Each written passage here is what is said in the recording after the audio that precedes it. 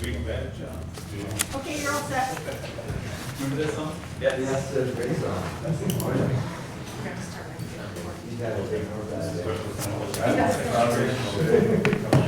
She can hear us. Everything. She's gonna watch the tape.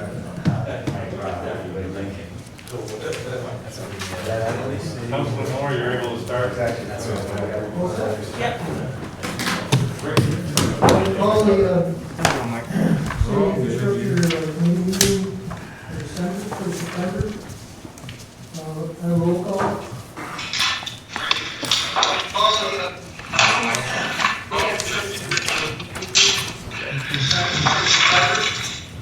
Councilman Moore here. Oh, thank you. I don't know why it's using that. I'm here. Okay, we'll have a report from the department representatives and discussion with councilors.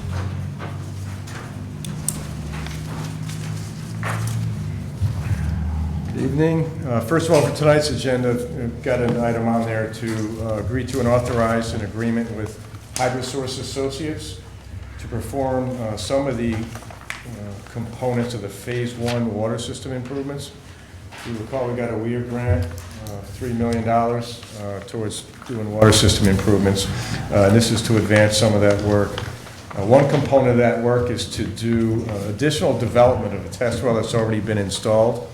That test well looked like it was very promising from a yield perspective, but it had some elevated turbidity and some sand, and the iron and manganese levels looked a little elevated.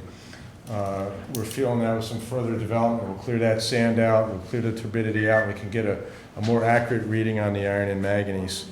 And if that does in fact look good, then that's probably going to be one of the wells that we advance to a full-size production well. Another component of the work is to install an additional test well along a new geophysical line that our consultants did a few months ago. They took a lot of the historic data they had collected, plus the 4 test wells we've installed and triangulated it, ended up doing this new geophysical work, and they found an area much closer to our existing pipeline that looks very promising. So we're going to install a test well there, and if that looks good also, then we'll probably, in a later phase, advance that to a production well. And one of the advantages to that is it's going to be right along the new pipeline we're going to have to install up to the well fields. The other geophysical lines that were done and potential test well sites are a lot further north, so it's a lot more expensive to install that transmission line. If we can get a good yield and good water quality out of this additional test well, then we won't need to provide that long extension. It's estimated amount of $125,000. That's on the high end. They don't really know how deep they're going to need to drill. They drill, they charge us based on the foot, so they put the high end estimates in there. It is work under the WEA grant. This work's probably going to be directed to be performed by the health department in a stipulated agreement sometime in the future, so it's stuff that most likely we're going to be directed to do. And something else to be aware of, there's been talk about the state maybe pulling back some of the WEA grants that they've already awarded if the projects aren't progressing. So we want to get progress shown and towards construction as fast as we can so that we don't end up on that list of pullback. Now, whether it's temporary pullback or permanent pullback, we don't know. It's just the kind of rumblings that we're hearing, so we want to get that moving along. Down at the wastewater plant, progressing nicely on the new bell filter presses and the rehabilitation of the primary clarifiers. Councilor Moore said he has had at least one call of people asking why we're spending so much money to hide the plant or something like that. We really haven't spent much money along those lines just yet. Some, maybe in the tens of thousands of dollars, but the WEA grant we got on the wastewater side does include an architectural improvement component. That's important for people to understand. Some people might have the question, well, that plant's there to treat wastewater. Who cares what it looks like? Let's just focus on process and reliability. That's a valid statement and concern. But we are trying to develop the waterfront to its best and fullest use. And the aesthetics of the plant have been shown to be a big impediment towards attracting the kind of investment that we've all been looking for. So there will be an architectural component. for that. It is partially funded by a grant and completely funded by the low-interest loans we got under the WIA project, WIA award. So we are moving quickly with the development of those architectural themes, and we're hoping to get further into design in the not-too-distant future. We're actually just finishing up reinstalling the large valves that we took out of the Meade Reservoir gatehouse about a year ago. The valves are up to 70 feet deep in this 10-foot diameter concrete tube. They control the water in and out of the gatehouse, so we can send it to the city for processing. It also gives us the ability to draw down the reservoir if we ever need to do that.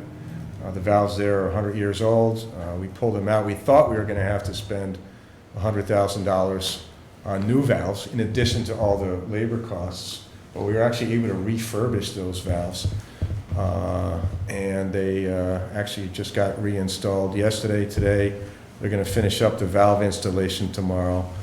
Then in a few weeks there'll be another round of work where we put in new valve stems and valve guides and actuators up on top. So I'll try to send you some pictures of that. It's pretty cool work, and I think you'll appreciate seeing where that money was spent. So, Are the actuators remotely? Can you control them electronically? the ones we're putting in could be operated that way, but we're not going to that extent. They're locally actuated and operated.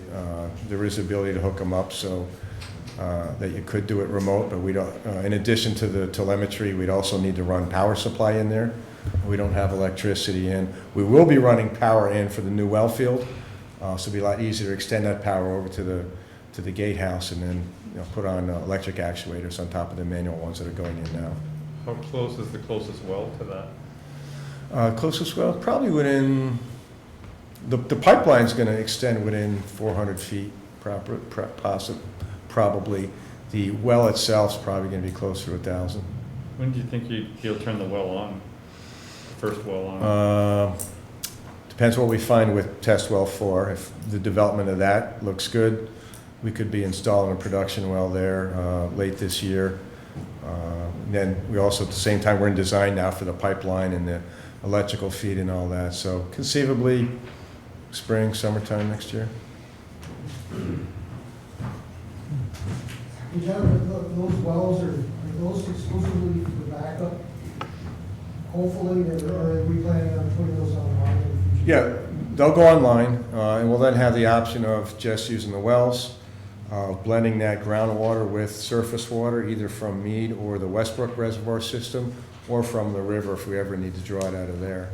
So it gives us a lot of flexibility with not only the volume and rate of this source, but it gives us some flexibility